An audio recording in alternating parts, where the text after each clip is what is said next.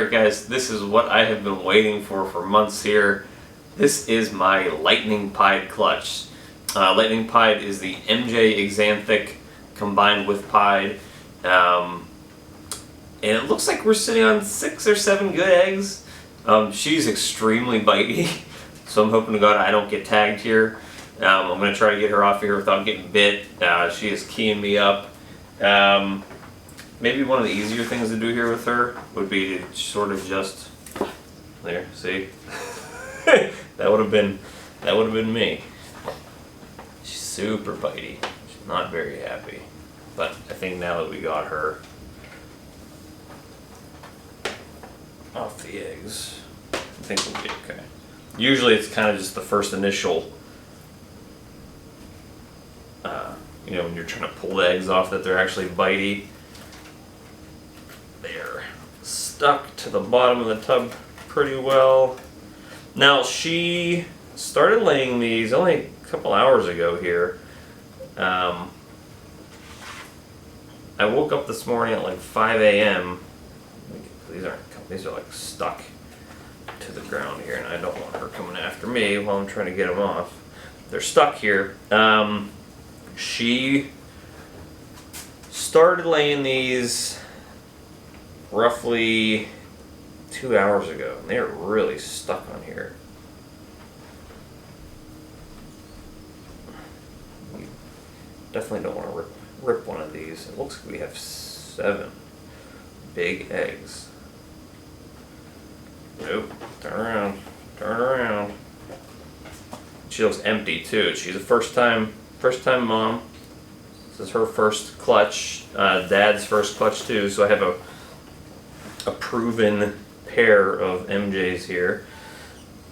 Now, as far as this clutch goes, I'm just hoping it's a bunch of females. I'm going to keep quite a few of them depending on how many we have, and I'd like to sell a couple. I don't know if anybody else in the United States is actually selling MJs. I think they're all still pretty much all up in Canada, so I might be one of the few people selling them out of the US, which is awesome for me, and awesome for you guys, so you don't have to import.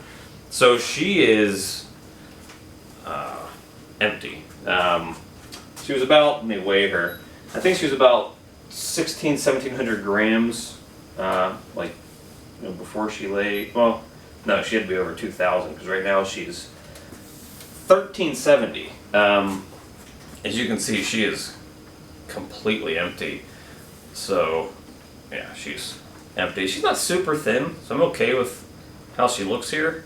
I'm assuming she gets back on food right away. She will be kind of ready to breed for next year, but there's kind of a close-up here of what she looks like.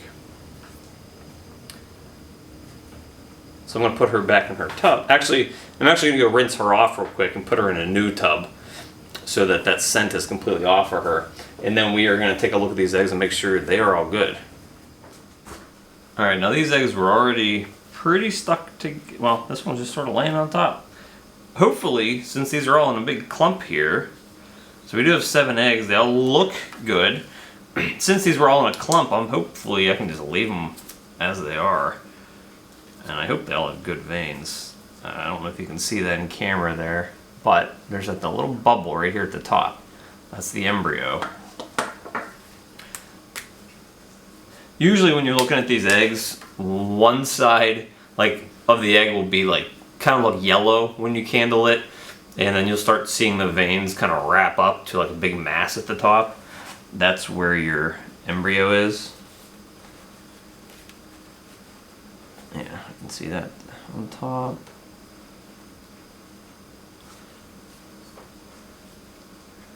That's on top. That's on top. It's a weird shaped one, but I think, yeah, they're all right side up. I'm okay with leaving them together. That way there's no rolling around, and I don't have to worry about, you know, any movement in there. Now again, the only time you really need to worry about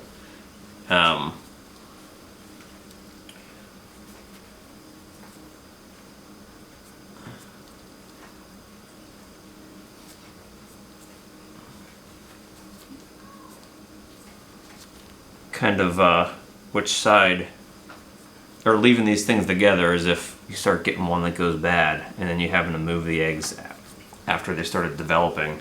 But these are 7 really big eggs, so I'm not super concerned about any of them going bad. The vans all look good. There's nothing weird going on with any of them. They're all big.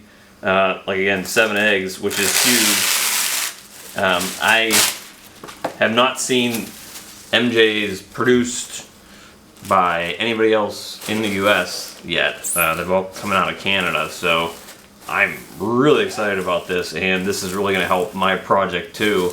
You know, if the odds are 50-50 male and female, if I get 3 females, I'm excited. If I get 4 females, I'm even more excited. And if there's more than that, then a lot of people are going to be real happy that they're going to be up for sale. But I'll probably end up keeping 3 females. I'll probably end up keeping 3 females for myself, I think. Maybe I'll hold them all back, just to have females, female breeder MJ pies, because right now I have 1, but if I have 3, then I can expand my breeding from, I could take my Super Orange Dream pied male combo that I got from Aussie and breed him to an MJ, and be okay with the fact I'm not producing visual MJs, because probably next year I'll be taking the same pairing that produced these, hopefully get some more weight on the female and just produce more MJ pieds, because they're still really hard to come by. There aren't a ton of them being released out there, and the ones that are released, the females that I was seeing were going for like 4,500. The males were around 3 to 3,500. So they're definitely a higher ticket item than traditional VPI or TSK. They might even be more expensive than the GCR as well, and they look better too.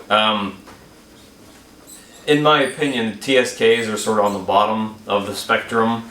VPIs look nice, and they're the most widely used in terms of Xanthic here in the United States. But I think the GCR and the MJ look a lot better when you're making the pies than the other 2 do. And personally,